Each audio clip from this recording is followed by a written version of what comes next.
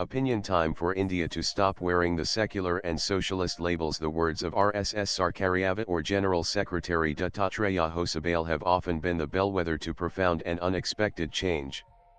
His statement against the decriminalization of homosexuality under Section 377 of the Indian Penal Code, for instance, paved the way for the Indian right bringing down its wall of resistance towards the reform. So, when Dattaji calls for a debate on the words secular and socialist, which were inserted into the preamble of the constitution not by parliament but through the backdoor during emergency, his words carry both weight and edge. Later, these words were not removed.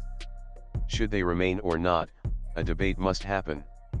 These two words were not in Dr. Ambedkar's constitution. During the emergency, the country had no functioning parliament, no rights, no judiciary, and yet these two words were added, Hosabale said. Has the Narendra Modi dispensation made up its mind to remove secular and socialist from India's constitution? It seems so. Late last year, Tamil Nadu Governor R.N. Ravi too had brought it up. Secularism was a European concept that evolved after a conflict between the church and the king, he said.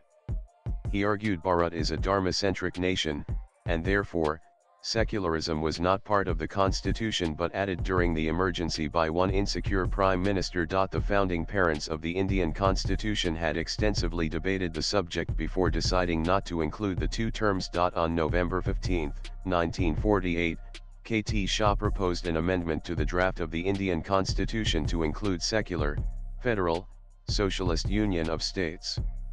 However, B.R. Ambedkar, the chairman of the drafting committee, junked the proposal. He said, what should be the policy of the state, how society should be organized in its social and economic side, are matters which must be decided by the people themselves according to time and circumstances. Ambedkar was staunchly against codifying an ideology like socialism in the constitution and restricting future generations from choosing their own path. It cannot be laid down in the constitution itself, because that is destroying democracy altogether, he said. Ambedkar argued that the constitution blueprint already had socialist principles laid down through the directive principles of state policy.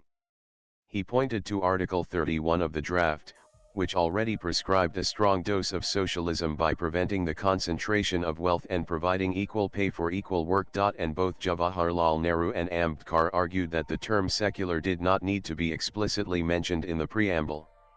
Ambedkar said the constitution had already made it clear that India would not recognize any religion. Articles 16 and 19, for instance, prohibit discrimination against any person based on religion. Nehru said the notion of Western secularism did not fit Bharat's ideas of religious tolerance and respect for all cultures, ironically echoed by Ravi and the RSS-BJP ecosystem so many decades later. But Congress member of the Constituent Assembly Lokanath Misra was perhaps one of the most outspoken and unabashed voices against secularism. He called secular state a slippery phrase, a device to bypass the ancient culture of the land. He argued that religion could not be divorced from life. If religion is beyond the ken of our state, let us clearly say so and delete all reference to rights relating to religion. If we find it necessary, let us be brave enough and say what it should be, he said. Here is a particularly impassioned, many may say politically incorrect excerpt of his speech at the Constituent Assembly debates. We have no quarrel with Christ or Mohammed or what they saw and said. We have all respect for them. To my mind, Vedic culture excludes nothing. Every philosophy and culture has its place, but now, the cry of religion is a dangerous cry. It denominates, it divides, and encamps people in warring ways. In the present context, what can this word propagation in Article 19 mean? It can only mean paving the way for the complete annihilation of Hindu culture, the Hindu way of life and manners. Islam has declared its hostility to Hindu thought.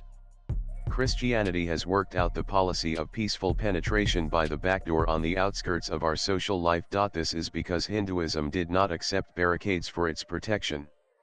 Hinduism is just an integrated vision and a philosophy of life and cosmos, expressed in organized society to live that philosophy in peace and amity. But Hindu generosity has been misused and politics has overrun Hindu culture. Today religion in India serves no higher purpose than collecting ignorance, poverty, and ambition under a banner that flies for fanaticism. The aim is political, for in the modern world all is power politics and the inner man is lost in the dust. Let everybody live as he thinks best, but let him not try to swell his number to demand the spoils of political warfare. Let us not raise the question of communal minorities anymore. It is a device to swallow the majority in the long run. This is intolerable and unjust. It is time for Bharat to do away with secular and socialist labels. So a colonial, Western construct weaponized against India's civilization. The other, an infatuation with the rise of the Soviet Union and its oppressive communist economy, which ultimately failed. Swipe left for next video. The new India must carefully choose what it wears, what it wants to be. Abhijit Majumdar is a senior journalist. Views expressed in the above piece are personal and solely those of the author. They do not necessarily reflect News 18's views. Latest blogs.